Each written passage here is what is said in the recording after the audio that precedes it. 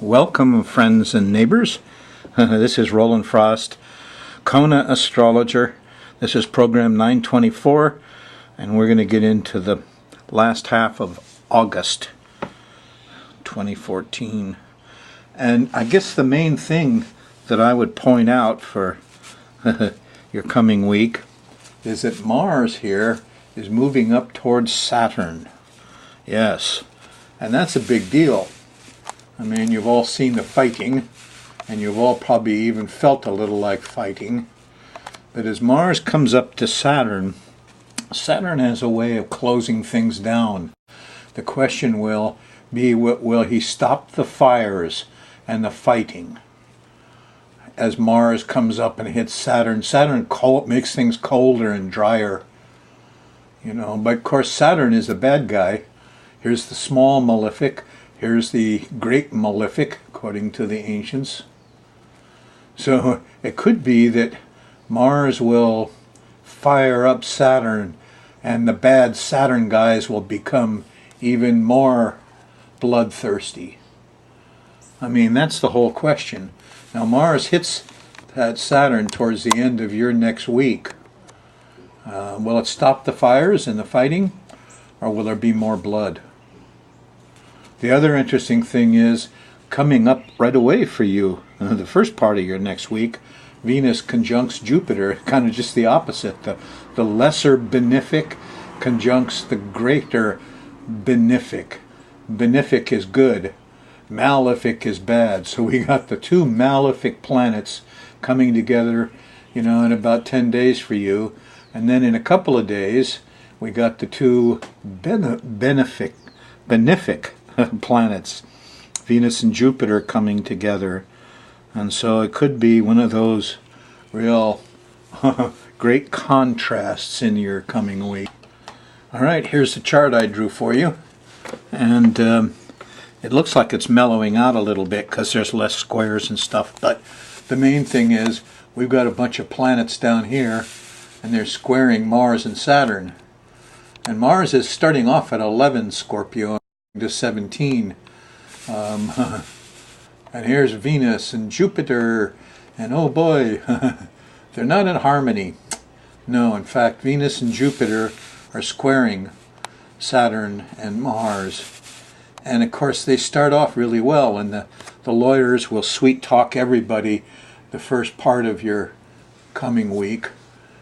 And it seems like the wisdom and the love and the wisdom will come out real strong. And it wants to block. A square is a blockage. It's like a rock in your path. And Venus and Jupiter here, they'd like to put a rock in the path of these two bad guys, Saturn and Mars. And we shall see what happens on this great stage we call American reality. The French existentialists call it the spectacle. You got to get a little separation. You're the spirit riding on the train. You're the spirit riding in that body. And you could get a little separation and not feel all this stuff so personally, huh? So if you take a page from the philosophers, you get off the stage and get in the audience and watch the thing a little bit. Get a little separation. That's what Uranus would like you to do. Get a little higher consciousness, huh? Well, here comes some at you. We're going to run the moon around the worldly pattern, and as the moon makes angles to these various actors on the stage, your vibes, the generic vibes change, huh? The mood of the times. The moon has a lot to do with your mood, your emotional mood. And what's it like day by day? Well, if you're on a Thursday night show, feels like everybody needs help here a little bit. But Thursday morning you had some enlightenment from Uranus, and I hope it worked for you. Friday, August 15th, in the morning, the moon moves into Taurus here. This is between breakfast and lunch, but there's a square to Venus, and there's no sweets, and everybody feels lusty, but there's problems with this fulfillment of your desires. Yes. And here also is Jupiter in square. We want too much. And here's Mars ticked off. Now in the middle of this, there's dreaminess Friday afternoon, a sextile to Neptune. Oh, we're all idealistic and we believe that all this stuff will happen. And there's some investigation due on it early Saturday morning.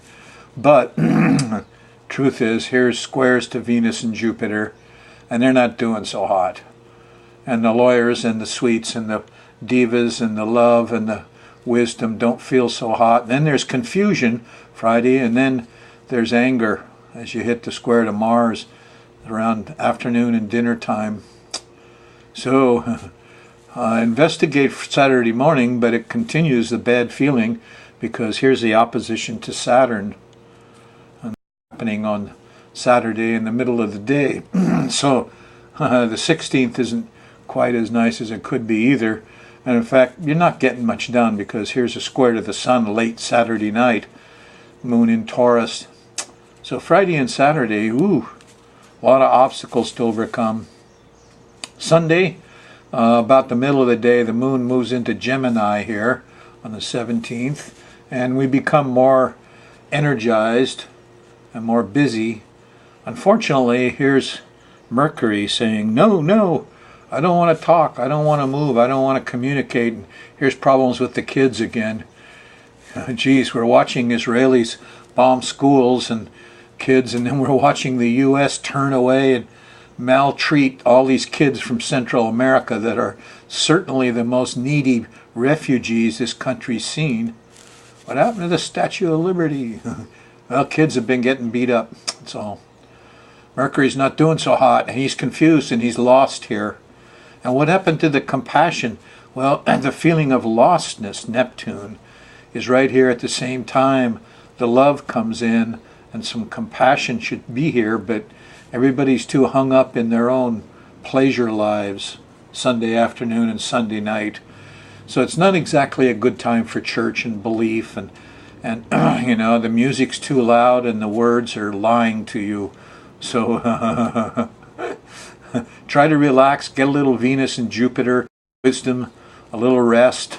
Here on Monday, late, there's a sextile to Uranus, and here's some real common sense wisdom. Here's some secular, real things from the mind that's favored now this month, since you're 18 Aquarius, full moon. So, I would, Monday night, think about astrology. Hey, do you know your rising sign? More on that later. Here Tuesday, you still got good brotherhood vibes and common sense is ruling. Feels pretty good. You're going to get some projects done Tuesday afternoon because there's the moon sextiles the sun here. Late Tuesday night, it leaves Gemini and goes into Cancer, and we start feeling the tensions again of the cardinal sign problems. Starts with a territoriality. It's my territory. Don't let all those kids from Central America in. It's my territory. Where's the police? Here's a panicky feeling. Here's bombings. Here's Pluto stuff. But then Mars comes. There's heroes out there trying to fix stuff Wednesday night, early Thursday morning. But still, the power's out. And there's a square to Uranus. It's panicky, and the power's out. And I don't know that the heroes, they all seem like they're holding back. And the holding back maybe is the Saturn part. I don't know. Organized heroes trying to fix the power problems. Must be Israel. Gaza. Thursday. Thursday morning, it settles out about breakfast time if you get traditional in a real way. And the vibes continue kind of right through Friday morning until the moon switches into Leo. And then you're going to get the Venus-Jupiter stuff. This could be quite beautiful, but it happens early in the morning. And so you won't see it, unless you get up real early, you'll see Venus and Jupiter and the moon all together. Anyway, Friday night, it starts with a conjunction to Jupiter. And there's wisdom, and there's laughing, and there's parties, and there's clowning around, and people are feeling pretty good here. Yeah. Saturday morning continues. There's Venus too that doesn't come in until Saturday afternoon, but she'll be there all through Friday night and through Saturday morning, And you don't hit the rough parts until you wind up with the square to Mars and Saturn. And there they are. Too much anger, too much lust. The wolves are loose. Eek! And here's Saturn saying, well, they're in uniform. Must be okay. They can go and kill people if they're in uniform. Give me a break. State-sponsored terrorism. Anyway, Sunday you'll be mulling it all over with the moon in Leo. And you may come to some conclusions Monday morning here when the moon hits Virgo and there'll be a new moon. And this new moon always gives us a different slant on things. Be with somebody you love and be prepared to change your plans for the next week.